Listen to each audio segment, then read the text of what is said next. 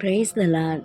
இந்த நாளிலும் ஆண்டவர் நமக்கு கொடுக்கிறதான வார்த்தை சங்கீதம் 91:13 வசனம். சிங்கத்தின் மேலும் விரியன் பாம்பின் மேலும் நீ நடந்து பால சிங்கத்தையும் வலு சர்ப்பத்தையும் மிதித்து போடுவாய். ஹல்லேலூயா.